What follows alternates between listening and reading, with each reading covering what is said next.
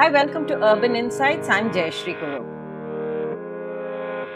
India is yet to reach its optimum potential for urbanization. So we have to prepare, cities have to prepare to receive the in-migrants. Planning, the purpose that planning serves is that competing interests over land.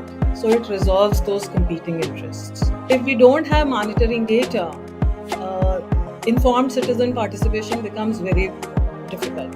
We came up with the idea that why don't we then do it housing subsystem wise, so that then there are no boundaries of wards or no numbers. So you're bringing housing subsystem wise, group them into RWAs or individuals, market traders associations or different kinds of commercial areas, special areas, then industries, then your real estate groups.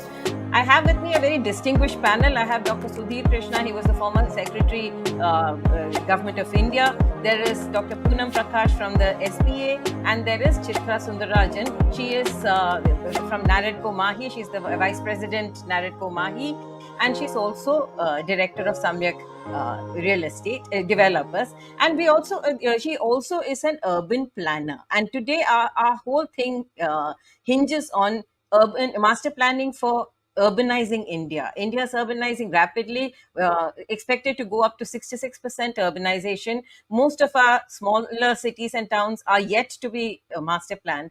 And when we master plan, what is the role of the citizens? Whether it is in terms of citizen interactions before the master plan, during the master plan, can citizen involvement be there? Can citizens be aware of what projects are happening as per the master plan over the tenure of the master plan? This is a topic that is of burning interest today, because if we get our pieces right, or at least get the dialogue right today, while the planning process is on, we should be able to take it forward. Dr. Krishna, I'll start with you.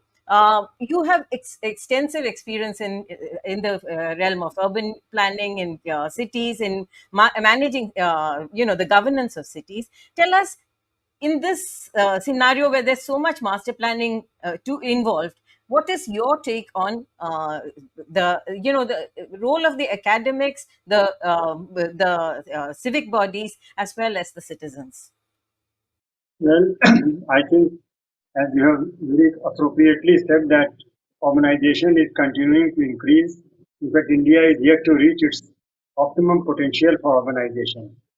We are hardly one third of the population resides in the urban areas, whereas optimum number should be somewhere between 60 to 80. If the farmers are to be given a reasonable size of land holding, and despite the population, gradually stabilizing, tending towards stabilization. So we have to prepare, cities have to prepare to receive the in-migrants, and cities have to be planned for that purpose. As we have not done enough to receive the migrants in a planned manner, we are ending up in urbanization, which is beset with, which is having sprawling slums, because people are coming here, and those who are well off, who can afford, are going to suburban areas. Like from Delhi, they are moving to Gurgaon or Noida or Greater Noida and so on. And but those who are coming to actual Delhi, core of Delhi, they are mostly people with lower income category, like security guards and the support service people and so on. So, but they cannot afford, and since the city has not provided enough proper planned arrangement for them, so they end up migrating or settling down in the slums, and the slums are proliferating. Delhi is an example; it is happening in most cities. So, a lot of work has to be done, and the role of academics you have very rightly highlighted, because studies are required. One has to make a proper study of what is going on, and therefore research and academic activities, academic inputs are very much required. The country is short of planners, and the urban bodies. If you see the planning authority, there are not enough planners in many bodies, and so we require planners in the government side also, and also in the research activities.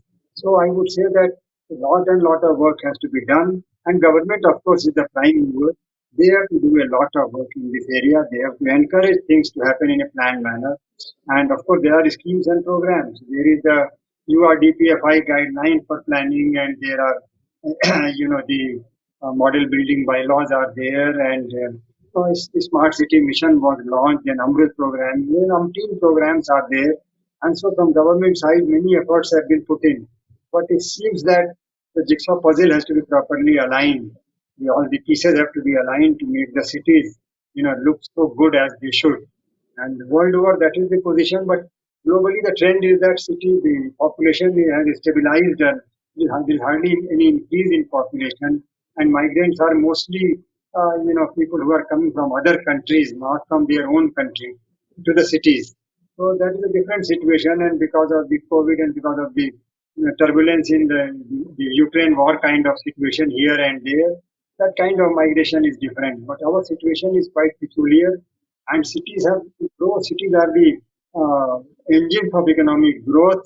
So if the cities are planned enough, then definitely the country's economy is going to multiply money many folds. We are talking of 5 billion trillion economy and so on. I think that is nothing. We can grow to two times that and three times that if cities are equipped to handle provide a proper platform, planned platform for economic and social activities happen in a systematic manner. Okay, Dr. Poonam Prakash, when we talk about planning in cities, in a large city, medium sized city, or a newly evolving city, which is today maybe a census town, what is the difference in this planning process, and what is the role of citizens in the planning process? Thank you, Jayashree, for this question. Let me just, start in how I see planning, right? And we can look at it at different levels. So, you see, planning, the purpose that planning serves is that the competing interests over land. So it resolves those competing interests, right? If, let's say, environmental interests, development interests. So, planning should be seen as a mechanism. One, planning is that mechanism where you try and minimize, if not completely eliminate, the conflicts over land. Second is, I think planning, particularly at a city level, is also an allocational exercise. We should see it like a land budget, right? Land as a major, so it's very political in that sense. So it's a highly political exercise. So, so when we look at, obviously the large cities are highly complex in terms of when we are talking of planning and complexity. As you know, from small size to the large size cities, the complexity definitely increases. So small cities, small towns, definitely. I think at this point, like you said, there are a large number of small towns which still reco- need to have some kind of a planning, statutory planning. I'm talking about, and I think those are the ones we definitely need to focus on because those are still to some extent manageable. So, in the sense, the interventions can still be, they are still less complex. If I look at the role of citizens, I think we need to have this clarity. For different stages, the role can be different. For example, the pre planning, planning, or post planning, their role can be different. Now, there are so one is I think the issue that in my experience has been if we are really genuinely intending for effective citizen participation or informed citizen participation, then I think the role of monitoring, like you said, people don't know what happens to your previous plan, is becomes very critical.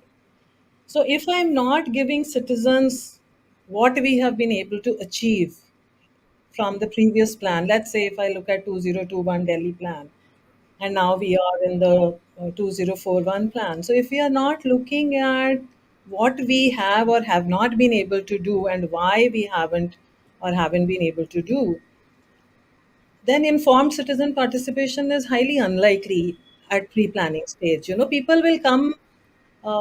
It'll be more of a cathartic exercise where people will come and kind of vent out their frustrations. But then, I mean, that could also be one of the purposes of it, but that's not really at a planning stage. That's not the purpose. So I think for informed citizen participation, monitoring becomes, and that is our really weak area currently in the planning process. I uh, I have rarely seen plans which get monitored. And if we don't have monitoring data, uh, informed citizen participation becomes very difficult. But I think the citizens can play a big role in actually helping us monitor also, at a project. So that is at the pre-planning stage, and at the planning level where we have a statutory process of public notice and objection. I think there is a huge scope of strengthening that process, both in the way we, because as I said, if you look at planning as minimizing conflicts over land, then statutory participation, particularly, your board of inquiry and hearing that we have, uh, how we are considering different interests, because ultimately participation is also about how power gets distributed, who gets heard, who doesn't get heard, uh, which people are exercising power in their own ways. Like if you look at Delhi's mixed land use example, so this whole contestation between the residents and the trader lobby, how it has panned out in the Delhi master plan is a very, very interesting, look. I mean, we can see how the whole participatory process has panned out in that. So I think that process where we are considering different interest groups and how we are considering that, you know which has to be given more weightage, which has to be given less. I think that process, during the planning, like the public notice, even during the modifications of the plan, where we are bringing in different amendments, I think that's an important area which I think has a huge potential of strengthening. Third stage is then, once the plan is notified and the projects begin to come in. Particularly, like we said, that people, large section of people come in, uh, which are unable to access the resources of the city for their development. So I think when we kind of plan projects for groups who have limited access to resources in a city, I think their participation again becomes very critical. What are their aspirations? What are their needs? For example, we are going now with this Mumbai model, high rise in situ rehabilitation. Uh, I think some of these project designs and even project implementations, I think that is a stage where if we involve the communities more meaningfully, I think we could have much better outcomes. So that is how I see it at different stages. The purpose that citizens can play a role can is very different, and also it's highly political. And I think if we don't look at participation serving a purpose in terms of redistributing power across groups, then it kind of perpetuates the existing dominant power relationships. True. Chitra, you were part of the Master Plan 2041. Parts of it, you were part of the citizen engagement before the Master Plan 2041 was done. Tell us about how effective that was, and how was that the most effective way of doing, or do you think there are other things also that should be part of the. Okay, thank you. I mean, that was in fact the exercise which kind of prompted me also to pick up that as my topic for research. But I won't discuss that. But the question of the actual participation, the public engagement that happened as part of the pre draft plan stage. So, in fact, I had approached DDA, and Linu Saigal was at that time heading the planning section. So I remember her going there just to chat with her, and she was telling me that this process was on, and NIUA is going to be doing the strategizing. So I was asking her, how are you going to be talking to the citizens? Because you said you're going to be doing participation. So how are you going to be doing it? So at that time, there was no clear plan. So she said, "You please talk to NIUA. I think they would know better." So went and spoke to NIUA at that time. And again, they were still, at a very nascent stage. They had done their, meetings with experts, meetings with other government agencies, they had already started on that, but the citizen engagement part of it was still, they were crystallizing the whole process. So I was, also involved with Urja at that time, and continue to be one of their resource persons. So I said, "Oh, I think why don't we have a meeting?" So they said, "Okay, come for a meeting and then let us see." So we were asking them this question. We said, "All right, you want to hold, engagement exercise. So how do you propose to do it? So is it going to be at ward level? Are you going to be doing at zonal level? Where are you going to host the meeting?" And this was pre-COVID, so this was still at that time the talk was all about, an in-person meeting, physical meeting. So then it came to it that, okay, how many, we can't be doing 270, 72 wards. So at ward level is not possible. So maybe we pick and choose a few wards. And so this was happening. And then we came up with the idea that why don't we then do it housing subsystem wise, so that you, then there are no boundaries of wards or no numbers. So you're bringing housing subsystem wise, group them into RWAs or individuals, market traders associations or different kinds of commercial areas, special areas, then industries, then you have real estate groups, then we have special groups like youth, then you bring in women, working women, people with special abilities. So that was the whole list of stakeholder groups they started forming. So our, Urja's dialogue and my dialogue with NIUA began then, before actually the participation exercise was planned. So then it became that, okay, let's have the exercise done, housing subsystem wise, so that we can then consolidate all the issues, irrespective of which part of Delhi they are in and which income group they are in. So then we can bring them all together and see what are the issues that are coming out. So that's how the exercise was done. So COVID hit, so then the entire engagement process got delayed, and then it went online because there was no respite from COVID then. um, but what I found is, yes, the intent, I would say, yes, they genuinely wanted to conduct the participation. They had put in enough manpower to do this. They had allocated enough time.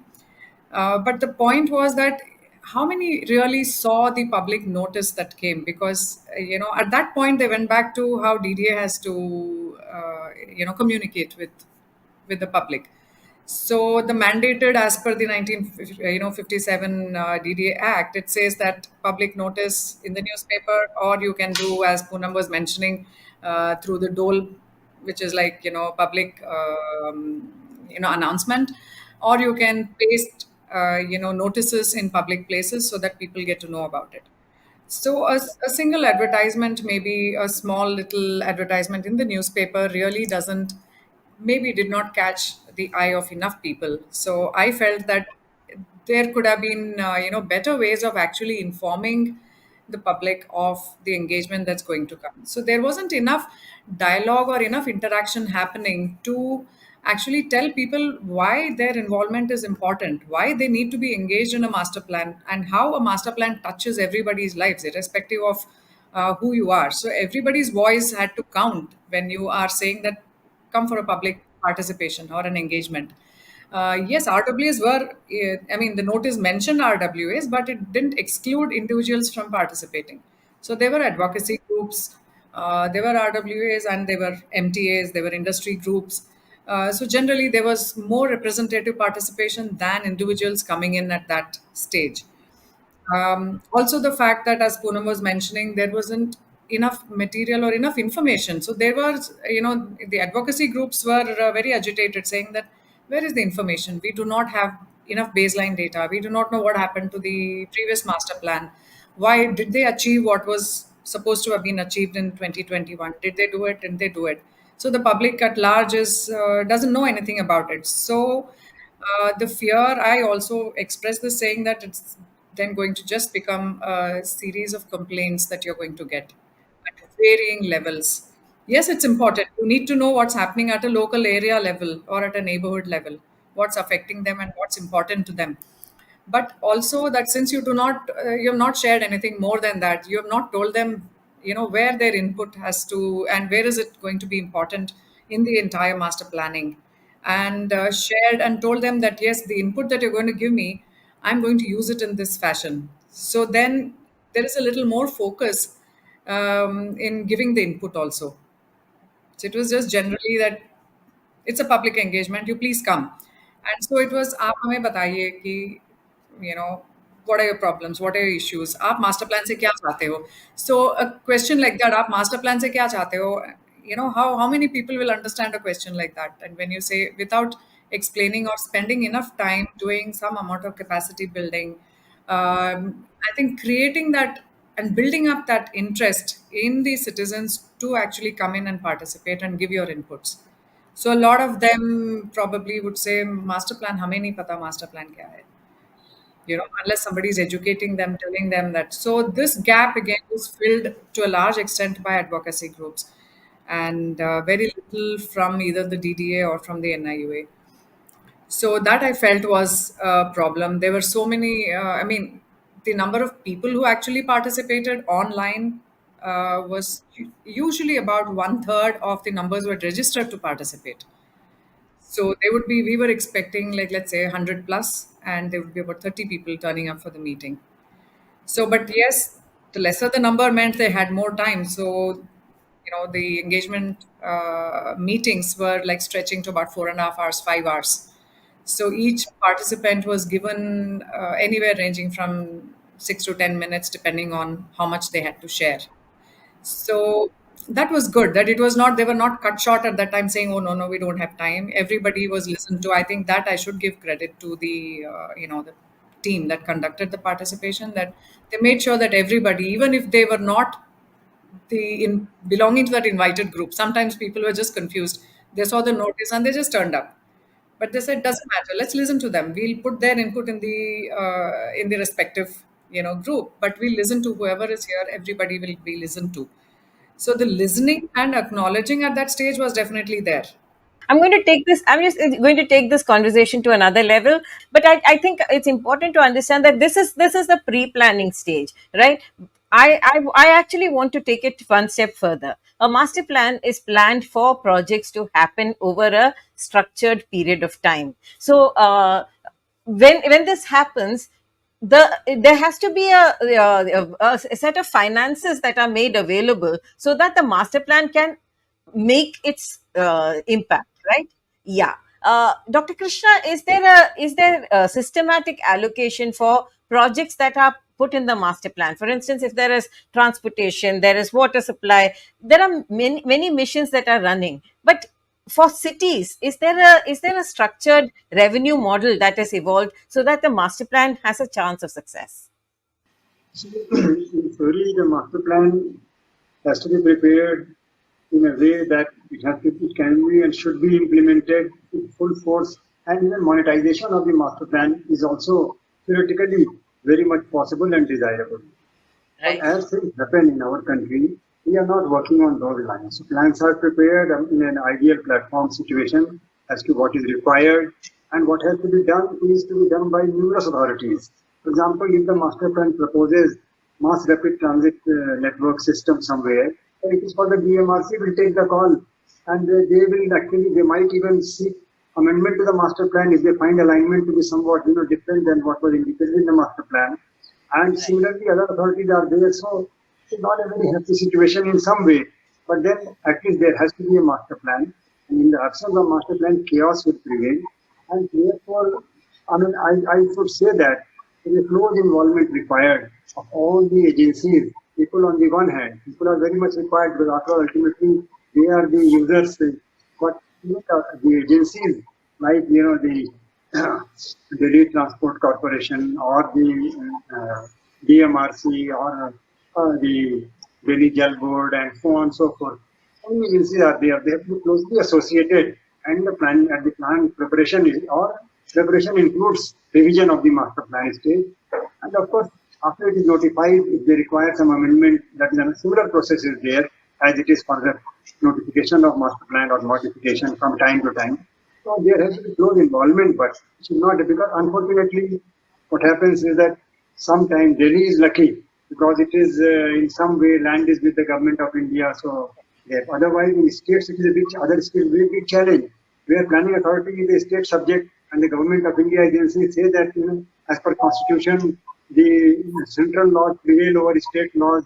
and therefore the National Highways Act is superior to Planning Act, and so on and so forth. And that creates a lot of confusion.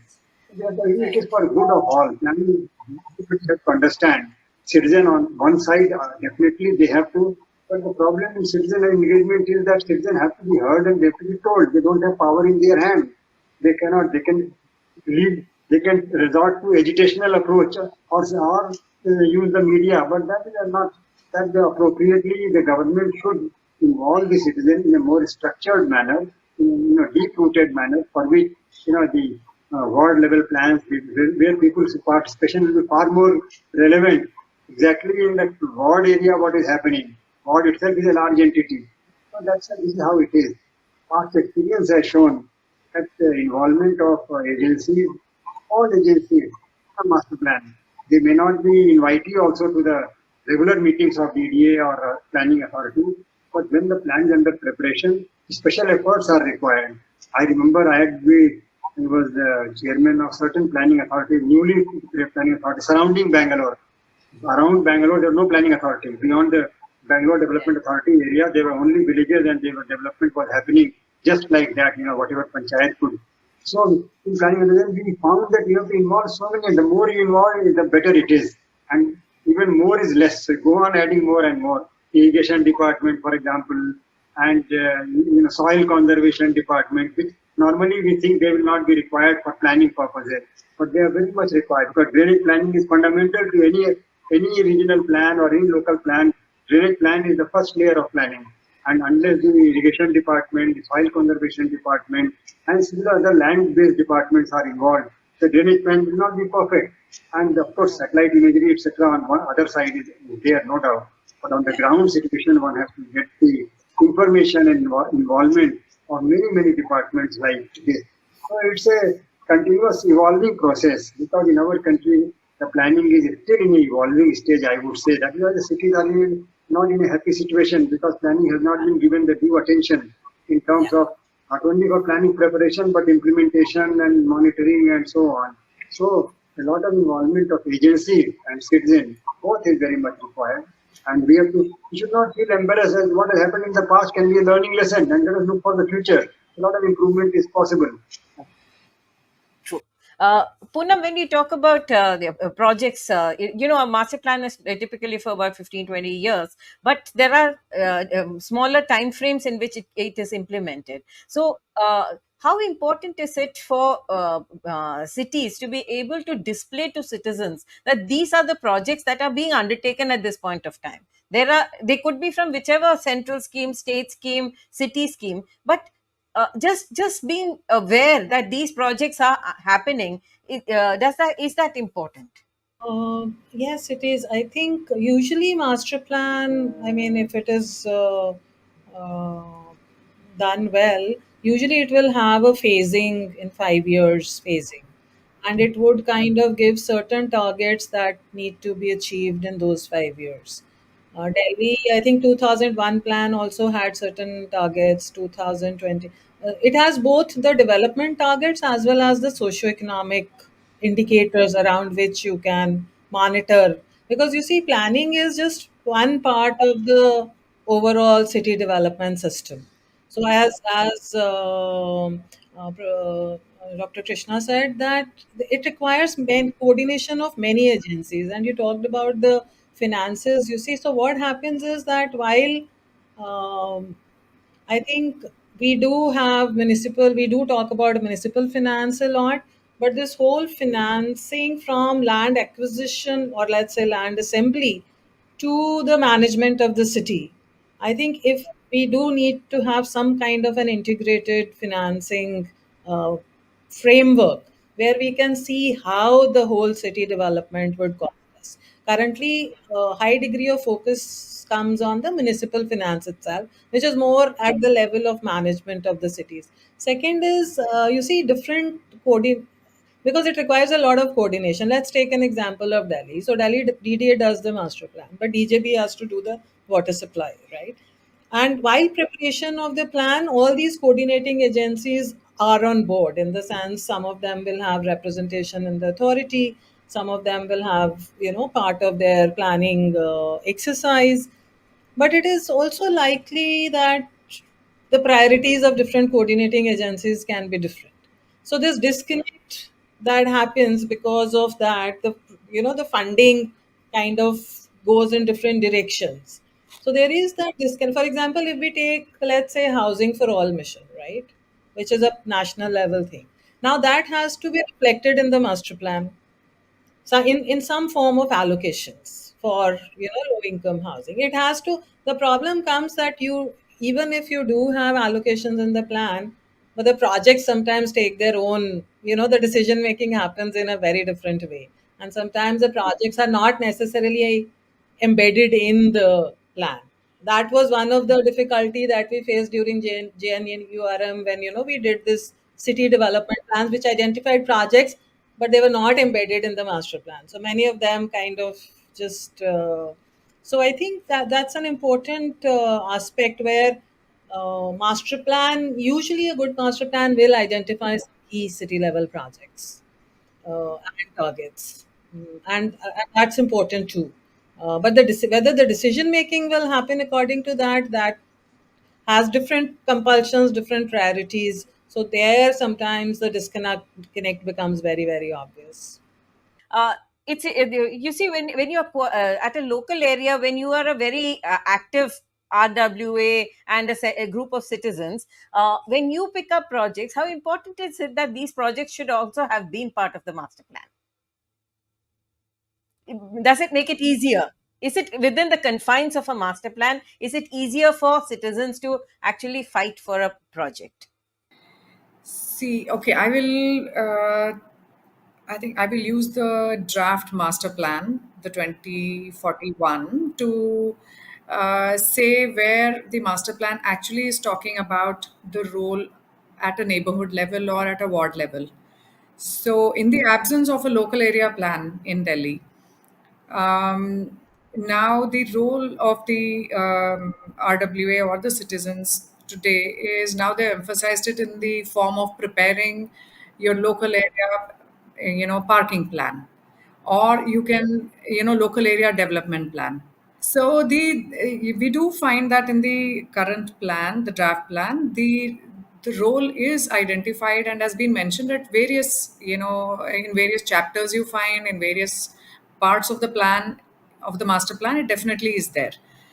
So they've acknowledged that yes, the citizens and their inputs and their involvement is important, whether as individuals, whether in the form of representative groups like RWAs. So they want them to be part of, and in places also initiating the plan. It can, in fact, even for the urban regeneration, policy for, unauthorized colonies. They would like the unauthorized colony, the RWAs, to come together and then come with a proposal. They're saying they can even hire somebody to translate their ideas and their thoughts into a plan of what their area requires, and then come to DDA with that plan, or come to DDA and get DDA to prepare the regeneration plan. But the inputs definitely are coming in from the RWAs or the residents. So the same thing for the local area, parking management plan or a local area development plan. So that is where I found it interesting that it has been put down and defined in the master plan that yes, their role is there, definitely, kind of quite significant. But really, how they are going to be taking it up and bringing it forward, I would like to really see what will happen. Because I've been with my RWA for the last 10 years, and we did try making a traffic management plan. I, in fact, used the studio work from SPA. I'm also visiting faculty there, so I used to give my studio exercises in and around New Friends Colony to try and like kind of also it's a good way to get data, and also a good way to make a proposal which can then, along with the students, I tell them, please come, then we can take this forward to the local representative, whether it's a counselor or the MLA, and then maybe even forward. So, but well, they were very nice to talk about, but really didn't materialize, very greatly. But yes, we were quite excited to bring the, residents together to prepare these plans. But now I'm just seeing that since it's defined, now I think, so it will probably be easier to then structure the whole process of, getting the people together, putting their thoughts together, making a plan, and then taking it to the relevant department for actually getting it implemented. Dr. Krishna, you've been on the other side of the table. What Chitra is mentioning, what Poonam mentioned, there are efforts being made at the ground level to align yourself to departments, to plans, to projects, and so on. But there has to be a holistic implementation for it to actually take off. For instance, if it's a water supply plan, drainage plan, drainage cannot stop at a ward level, right? It has to be planned at the city level and then implemented at multiple stages with multiple stakeholders taking charge of it. Is that happening, or is that something that we think should happen but is not happening in Indian cities? You see, the thing is, we are not very clear as to how the city has to be governed. So we have got multiple agencies operating in the city, and all are operating under different statutes. And the statutes are not really converging. So that is a big challenge, for city governance. And we normally sit all the discussions which we take for Delhi. There's slightly better, though here also a lot of issues are there. But elsewhere, because I said earlier, in Delhi, the land is a subject which is with the government of India, and therefore the DDA is there, which has an overarching role. But even so, there are problems. And the situation is like, you see what is happening to Yamuna Akshardham, for example. Yamuna floodplain, no planner would ever allow construction activities to happen where these happen, and DDA itself developed that. So these are the challenges. The very serious challenges are there, and depots have to come. There is no land, so on the floodplains, the metro depot or the Delhi Transport Corporation depot in the states also it is happening. So the planning has to be raised. The pedestal of planning authority has to be raised, elevated, and they have to be, the law in the laws also, in the laws as well. Because if you see the laws, many laws say, notwithstanding anything said in other law, this law shall prevail. That is the wording given there. Also, it leads to decimation of the planning law and the plan. And to whose detriment? It is to the detriment of the people. And you mentioned that the drainage plan has to emanate from the city or cover the city. In fact, it goes beyond. You said rightly, but I would say it goes beyond a regional plan. Drainage cannot be confined to a city also. Drainage has to go in a watershed basis. Unless the plan for a watershed basis, the drainage plan will never be perfect. And therefore, and look at Delhi. Delhi and the drains are to a good extent. There are two types of drain: natural drain and man-made drains. And man-made drains are all aligned to the roads. And the roads are owned by 3 dozen agencies in Delhi. So drains in Delhi, man-made drains in Delhi are owned by 3 dozen agencies. So unless the planning authority is respected, unless the planning authority is involved, these drains will never be aligned. At least management-wise also it will not be aligned. Management of drains is regular upkeep, and the width of the drain and depth of the drain, their carrying capacities have to be all aligned to what is said in the master plan. Then only that is how flooding is happening in Delhi. Of course, upkeep is also an issue. Upkeep when the drains are not maintained well. So, in fact, the planning authority, as I said earlier, the plan has to be monetized. But what has happened is, if the plan becomes kind of restrictive and prohibitive, that this land is here, my land is there, is plain land, I am doing nothing on that land, I have some plan after 5 years. Suddenly the plan shows it to be like maybe bus shelter. A bus shelter will not come for 10 years, and I cannot develop also that land. Because master plan says that I'm just giving some bus shelter, anything else also. So it is supposed to be earmarked for some kind of development. And so there is a legal challenge there, that can my developmental right of my ownership be neither developed nor allowing me to develop. So that is how the citizen get disconnected with the planning process. And so a lot of work is required. And we are paying the price, the entire mess in the city. Many good things is happening in the city, that's also because of the plan, but a lot of mess is happening is because of non-alignment of the planning process with the developmental process. And the example of the city, the city plan under the GNNURM versus the plan, these things are there. As I said earlier, that developmental activities happen from time to time. The plan is not prepared every year. For developmental activity programs, when the new government comes into power, they announce certain projects and schemes. It is might not have been any sales in the plan. So the plan has to be dynamic. It has to be amended from time to time. But for that, amendment cannot be one-sided. Authorities are amending today because they've got the right. The plan has to be amended side by side. And so a close coordination is required between the agencies and taking people along and the local area people where they are there. And there are thinkers also in the city who think for the whole city also. And there are people who live in the area and they suffer. They have got understanding of their locality, their colony, their locality, their neighborhood.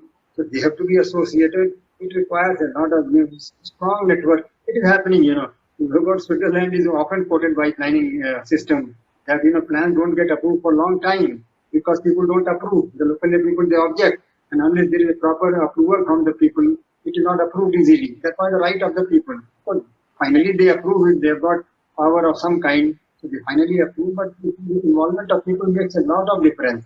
We have to do that.